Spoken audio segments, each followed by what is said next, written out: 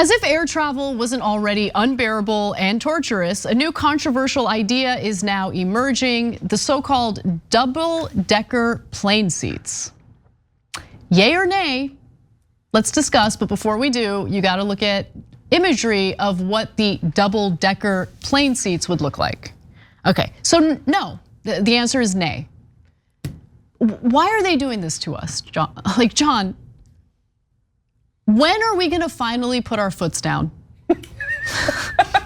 Well, after we put our foots under the next seat in front of us. Can we put that back up? Because initially I looked at it, and to my mind it's like, how is that saving space? You're just lifting it, but it is kind of saving space in that your legs can go under. I will say that as a person with relatively long legs, I have had many flights where the entire flight, my knees are just crammed up against the hard back of that seat, and it is super uncomfortable. That man's ass is pointed directly at that young woman's face. And I have experienced from time to time individuals who are inconsiderate enough to pass gas in the torture chambers that we have to fly in, okay?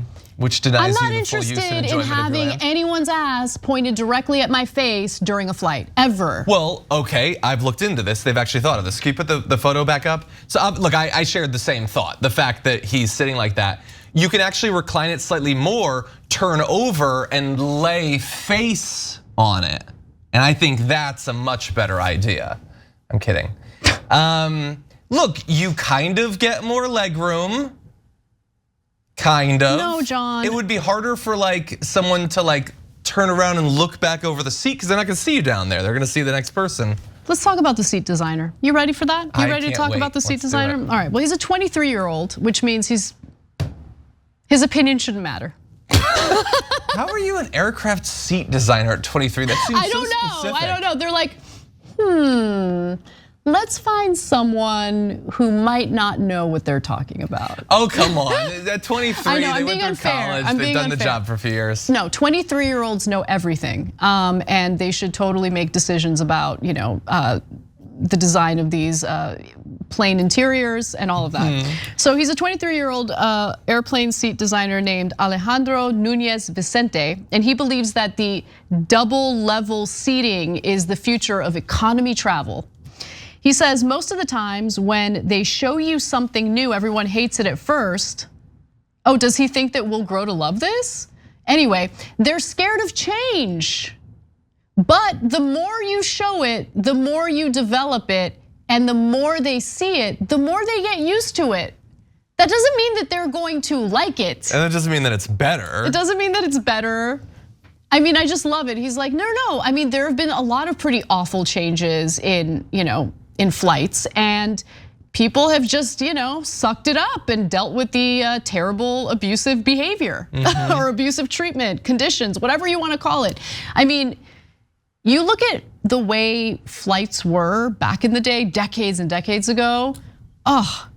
Everyone got food. There was a lot of space. Remember, everyone got food. They like served meals to everybody on the plane. Full meals, yeah. Full meals, yeah. Lots of space. Everyone wore hats. Yeah. They did. Can we go back to that? You just walked, like you walked from your house onto the runway or something. Like the airport barely existed. It was just a plane in a field. You just walked into it. It was weird back then. I do agree. They have tested how much we are willing to bear. And I can see some issues with those chairs. I would try it. I would try it to see. No, John, you're part of the problem.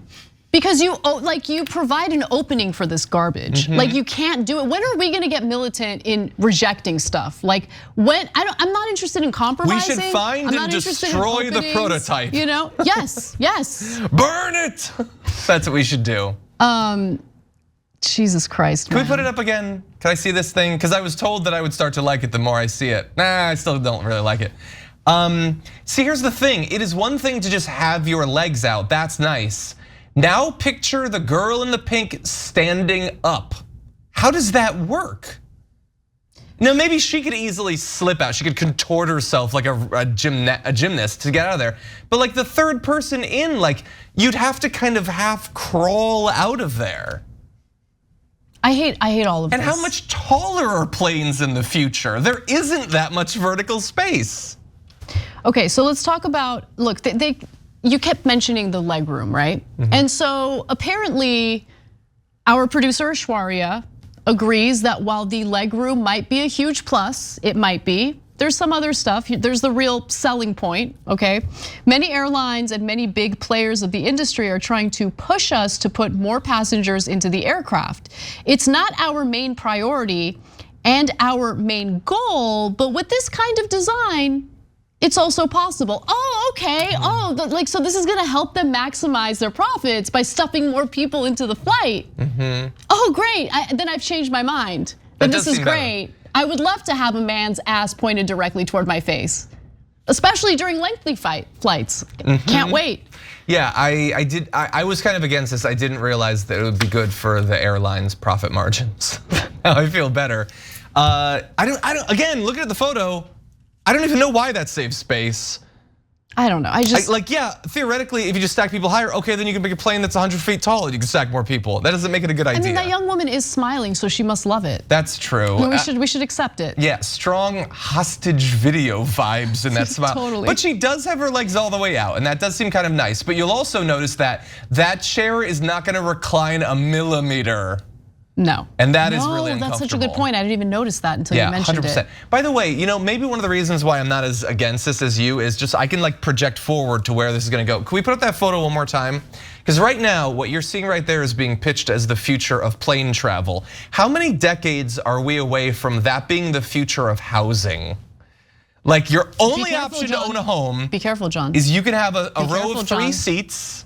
We need housing density, John. It's got a TV. Be careful, John. TV built into the back of the seat. You can housing put on density. your VR Apple headset. There's a fake LCD that pretends to be a window, and that's your property. And if you work all your life, you can own a row of seats in a megacropolis or something. It's what we need. I've seen movies with worse.